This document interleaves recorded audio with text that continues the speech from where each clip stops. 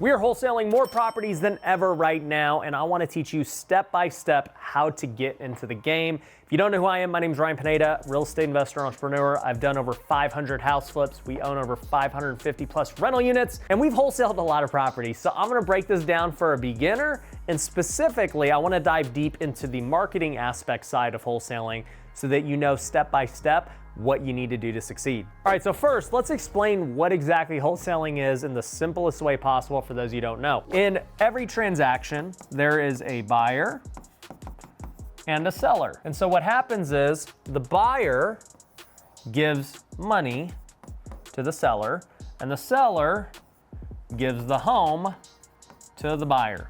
It's pretty simple. That's how we always do deals. And what the buyer ends up doing with the home is up to them. What the seller ends up doing with the money is up to them. But when you're a house flipper, there are multiple ways to go find sellers. I can go directly to the seller.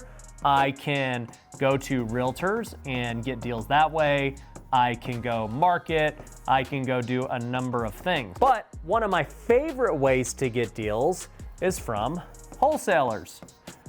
And so what these wholesalers do is they find deals for a living, but instead of having to actually buy the deal themselves, they end up just selling the contract of the deal to an end buyer. So here's how it would work. You would have a wholesaler who goes into contract, all right?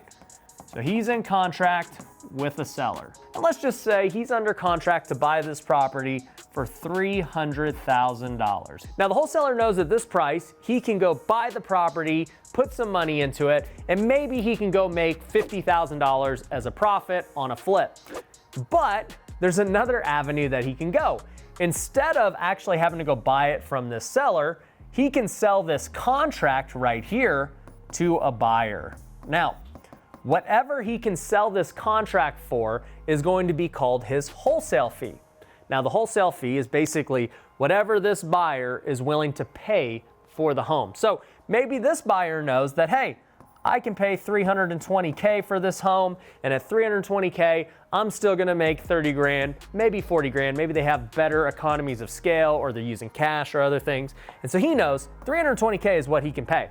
Well, the wholesaler has the property under contract for $300,000, and so the difference between $320 and $300 is the wholesale fee. And in this case, it would be $20,000. And a lot of people will also call this an assignment fee, but nonetheless, wholesaler is going to make $20K on this deal. Now, when it comes time to close, you're going to be in escrow with a title company, and they're going to manage how this transaction actually plays out. But in this case, the buyer is sending $300,000 to the seller. He's sending $20K to the wholesaler. The wholesaler is allowing the buyer to have rights to this contract, and the seller is giving the buyer the home. And this is exactly how the game plays out. The buyer ends up with a home, seller gets the $300 they wanted, wholesaler makes $20K for getting this contract and putting the deal together. And so, as you can see, wholesaling is an amazing way to get into the real estate industry because you don't have to actually buy the home, you don't have to fix it up, you don't have to do really anything other than find a good deal with the seller and find a buyer willing to pay for that deal. Now I'll tell you this, finding the buyer is a lot easier than finding the seller of a great deal, okay? So you need to really build up your skills at finding deals. If you can do that, then you're gonna be able to make a lot of money as a wholesaler. So the next natural question is, how do you find deals? This is the number one skill you need to develop as a wholesaler. Now, I recently did a free 5-day masterclass, and it was really insightful for me because I got a lot of feedback from fears that people had. So let me address some of those before I tell you how to find deals, okay? Number one, people say, well, Ryan, what happens if I can't find a buyer, okay? Well, the first thing that happens is in a contract, you have a due diligence, okay? And due diligence is basically an agreed upon time at which you can back out of the deal with no penalty, okay? So you could put a property under contract for, say, 30-day due diligence. And if you back out on day 29, you get all your money back with no issues, okay? So don't be afraid if you can't find a buyer. And even if you lock up a property under contract, let's say in this previous case, it was $300,000. you can still go to renegotiate if you locked it up too high. Let's just say a buyer is only willing to pay you $300,000. Well, that means you got to go back to the seller and try to renegotiate. Try to get it for $280,000, $290,000. Try to make a deal out of it somehow so that you can go make a spread with your end buyer. So don't worry about backing out of a deal. Just be aware of your due diligence. The other thing people ask is, well, Ryan, what about the earnest money deposit? Okay. Earnest money deposit is simply what you have to put down when you put a property under contract. Once again, this is what is in the contract. You can make your earnest money deposit for as little as you want. I've seen contracts where an earnest money deposit is $10, all right? On a lot of our contracts, we put it as $500. Like, it's not a significant amount of money. Now, once you start putting properties under contract on the MLS, what they'll really ask you to do is 1% of the purchase price. So on a $300,000 house, they'll want $3,000 earnest money. But here's the thing. You can go get earnest money from somebody else, right? You don't have to have $3,000 if that even is the earnest money. You can go get that from somebody else. That's not hard, right? If you're trying to figure out how to go get $2,000 as an earnest money deposit and that's your holdup, you ain't ever gonna make it in wholesaling. I'll just tell you that off the bat, okay? Finding a deal is way harder than finding $2,000 earnest money, all right? So don't let that be an excuse. The other part of the earnest money is that, once again, it's all refundable if you cancel within your due diligence. So really, it doesn't mean anything. You're gonna get it back if you buy the property. It's gonna go credited towards your closing, or you're gonna get it back with your assignment fee. So either way, the earnest money, the due diligence, that's not a big deal. I just wanna address that because it came up so many times during our last masterclass that I felt like I needed to cover it here. Now, anyways, how do you find deals, okay? We understand that the detail side of things, that's not important, okay? Finding deals is the important part. If you find a good deal, finding the buyer will be easy. If you had a deal for $500,000 that was worth $1 million, do you think that somebody would buy it? Like, you would figure out somebody who wants that deal if those truly were the numbers, all right? People struggle to find buyers when they have really bad deals. They think they're good deals, but they're not. That's usually one mistake of wholesalers. They just not running their numbers properly, which is totally fine because you're new and you can back out of the deal. So don't worry about not running your numbers properly. Usually, if you're not able to sell a deal, you have a deal problem, not a buyer problem, okay? So let's go into how to find deals, since we know this is the most important way, okay? Really, there are 3 ways that you can find deals. I just mentioned one, the MLS. This is the multiple listing service. This would be every property you see on Zillow right now. Another one is through other wholesalers. And this one's interesting because there are wholesalers who maybe aren't as good at finding buyers, and so they've got deals, but they can't move them and sell them. And so you might already have all this buyers built up, and you can now go co-wholesale their deals. So in the scenario I mentioned above, maybe they got under contract for $300, they'll sell it to you for $310, and you got the buyer for $320. They make 10, you make 10, buyer still gets it for $320. Other wholesalers can still be a resource. MLS, you can still assign deals on the MLS. People don't think you can because the contract says you can't assign it. Well, you just write in the additional terms, this contract can be assigned.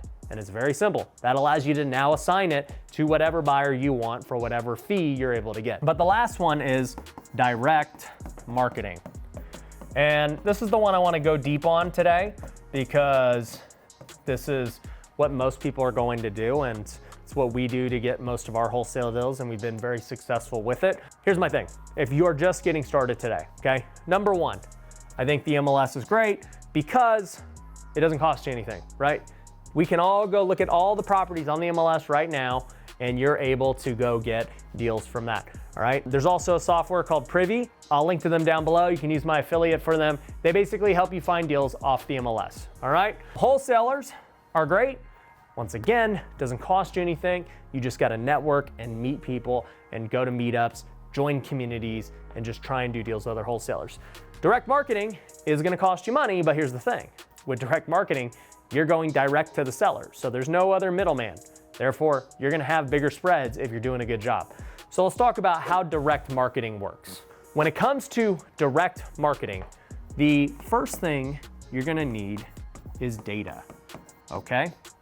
So you need to figure out where exactly you're going to get data from and what data are you even really targeting. So you've probably heard the saying, people are like, oh, well, I want to go hit the pre-foreclosure list. This would be people that haven't been foreclosed on yet, but are in the process of being foreclosed on. You might be hearing people say, well, I want to go target empty nesters, right? This would be somebody who is older now, maybe they got 2-story home, they're probably looking at downsizing because their kids have moved out and maybe they want a single story now. So, you're like, man, I've heard of people targeting that empty nesters list. Maybe you've heard people say, well, I want to go get the tax liens and the tax defaults, right? What they're saying is they're targeting a certain set of data. Now, there are lots of ways to get data. We're actually starting a data company for our students at Wealthy Investor. So if you didn't know, I have an education program called Wealthy Investor where we teach all forms of real estate, flipping, wholesaling, rentals, Airbnb. We've got it all. Our students are amazing.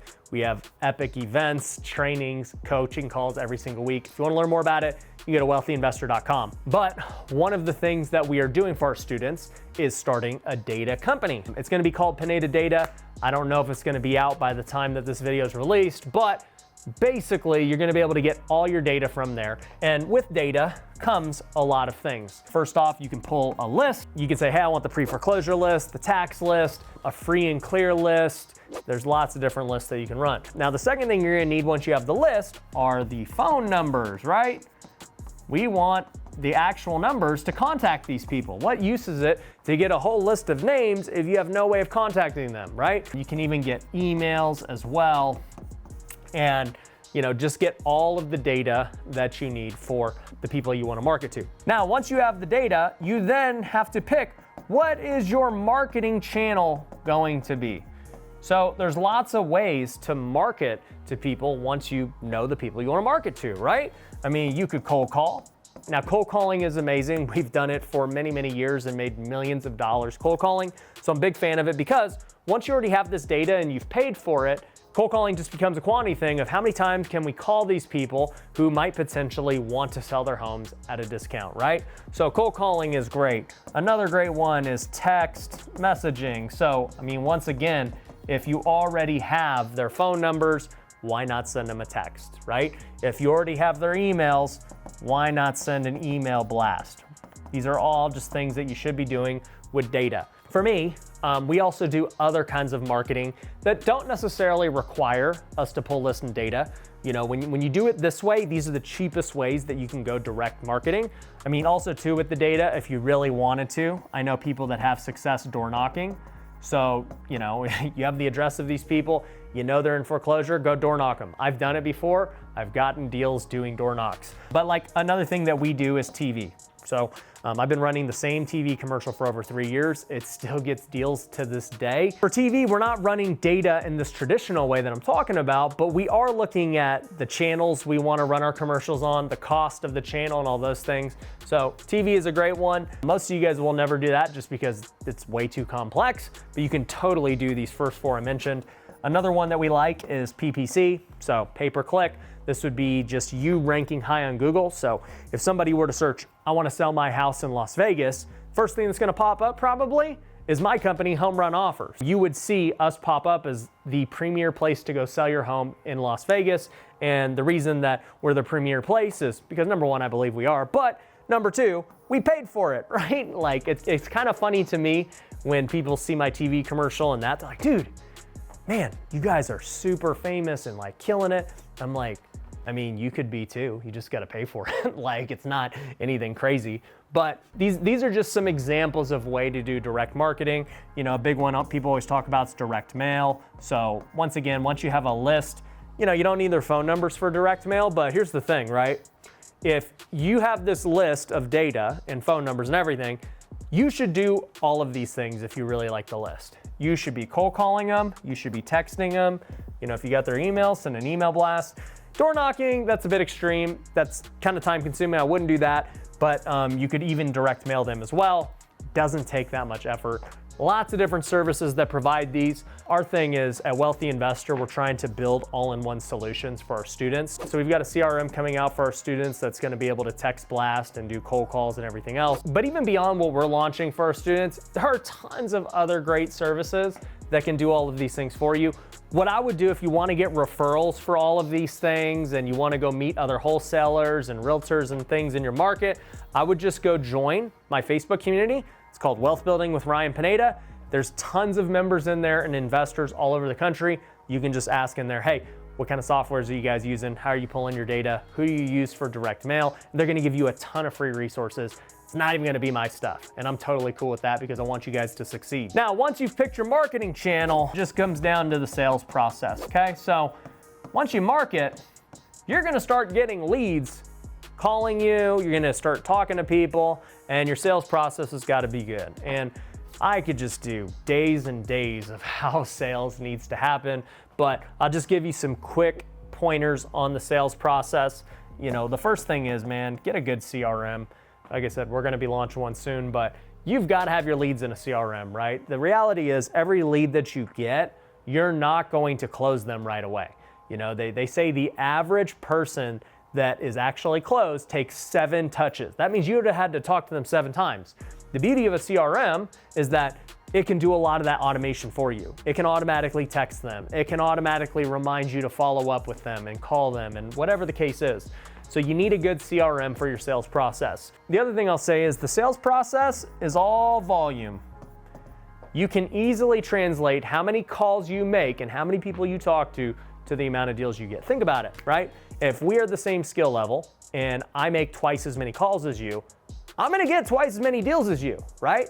Now, the difference is not everyone's the same skill level, right? So for me, being in this game a long time, I could probably make way less calls than you and still get more deals just because my skill level is higher, right? But how do you increase your skill level? Well, you gotta put in more calls.